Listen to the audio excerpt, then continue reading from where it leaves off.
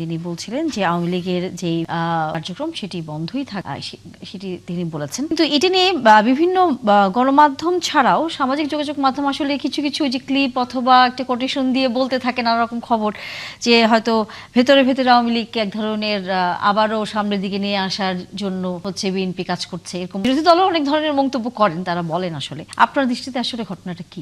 আপনাকে ধন্যবাদ এবং আলোচনায় সম্মানিত আলোচক যারা আছেন হেলাল ভাই সহ তাদের জন্য শুভেচ্ছা রইল, যারা শুনছেন সবার জন্য শুভকামনা। আওয়ামী লীগ প্রশ্নে আসলে সরকার এককভাবে কোনো সিদ্ধান্ত এখন নিতে পারে, কারণ গণ অভ্যুত্থানে পরাজিত গণহত্যাকারী একটা রাজনৈতিক শক্তি, তারাই গণহত্যার পর আর আসলে রাজনৈতিক শক্তি হিসেবে নেই।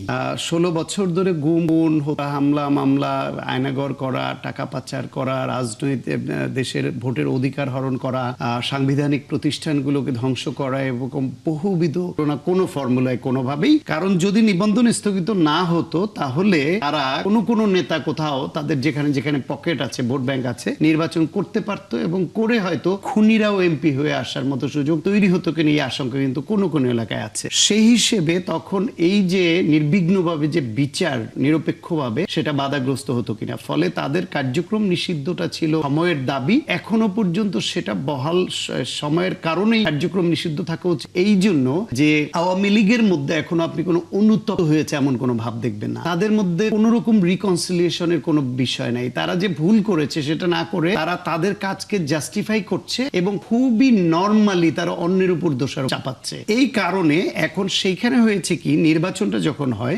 নির্বাচনের সময়ে আওয়ামী লীগের যারা পলাতক তারা তো একভাবে গেল, যারা খুবই বোনাফাইড নেতা ছিল কেউ কেউ ভোট দিবে না তারা একটা অংশ গেল, কিন্তু বড় একটা অংশ তাদের যে কর্মী সমর্থক যারা তাদের তো ভোট দিয়েছে। এই ভোটটা কোথায় দিবে? ভোটটা কোথাও বিএনপি কে দিয়েছে, কোথাও জামাত ইসলামকে দিয়েছে বা তাদের জোটকে, কোথাও অন্য স্বতন্ত্রকে দিয়েছে। ভোটের ইকুয়েশনে তখন এলাকা ভিত্তিক লোকালি জামাত ইসলাম এবং বিএনপির প্রার্থীদের সঙ্গে লোকালি আওয়ামী লীগের কোনো লেভেলে হয়তো একটা আন্ডারস্ট্যান্ডিং হয়েও থাকতে পারে। তার অংশ হিসেবে কোথাও কোথাও তারা সাহস দেখিয়ে কার্যালয় খুলেছে, কিন্তু খুললো আবার যুবদল ছাত্রদল তারা গিয়ে আবার ওটা আবার বন্ধ করেছে।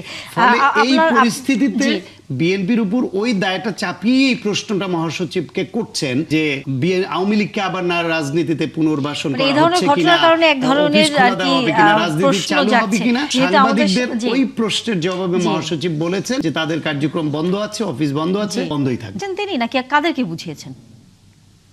আপনি কিছুটা হলেও ঠিক বলেছেন যে দেখেন, ডক্টর ইউনূস সরকার এই কার্যক্রমটা বন্ধ করেছিল যে আনটিল দ্য লাস্ট ভার্ডিক্ট কাম, যতক্ষণ না শেষ রায়টা আসে ততক্ষণ পর্যন্ত আওয়ামী লীগের কার্যক্রম বন্ধ থাকবে। সুতরাং সেই অর্থে যদি আওয়ামী লীগের নেতাকর্মীরা দলীয় কার্যক্রম করে, বিশেষ করে দেখেন ওই যে 32 নম্বর ধানমন্ডির অফিসে একবার 7ই মার্চের ভাষণ বাজালো এবং বিভিন্ন রকম কর্মকাণ্ড করে, এটা কিন্তু আইনের দৃষ্টিতে অপরাধ। যেহেতু ডক্টর ইউনূস সরকার এই আইনটা করেছে, এই আইন যেহেতু তো লিফট হয়নি, সুতরাং এই অনুযায়ী তাদের উপর আপনার প্রশাসনিক ব্যবস্থা নেওয়া যেতেই পারে। এই ব্যবস্থার সাথে বিএনপির কোনো সম্পর্ক নেই। যে সায়ন্তবা একটা কথা বলছেন যে ছাত্রদল বা যুবদল বন্ধ করছে, এই দায়িত্বটা কিন্তু পুলিশের। এটা ছাত্রদল বা যুবদল করছে কিনা আমি জানি না, দায়িত্ব কিন্তু পুলিশের। আর বাকি যে দলগুলো, বাকি যে কথাগুলো বলছেন, এখন এটা হয়তো এমন কোন ইন্ডিভিজুয়ালস আছেন যে যিনি হয়তো আওয়ামী লীগের সমর্থক বা সমানুদ্দায়ী, এই আন্দোলন এই অপকর্মের সাথে জড়িত না, কিন্তু দল হিসেবে কিন্তু আবার এই আওয়ামী লীগ নিষিদ্ধ। এখানে দুটো বিষয় আছে। একজন ইন্ডিভিজুয়াল যদি আওয়ামী লীগের ব্যানারেও কিছু করতে চায় তাহলে কিন্তু প্রশাসনিক বাধার সম্মুখীন হবে। সুতরাং আপনি নিশ্চিত যেটা বলেছেন যে এই ফ্যাসিবাদের সাথে জড়িত অন্য যে দলগুলো ছিল কিন্তু বাই নেম আপনার স্থগিত, এমন কিছু বলা হয়নি। যারা মানবতা বিরোধী অপরাধ বা অপকর্মের সাথে জড়িত না, তারা রাজনীতিটা করতেই পারে। আর একটা কথা আপনি যা বলছেন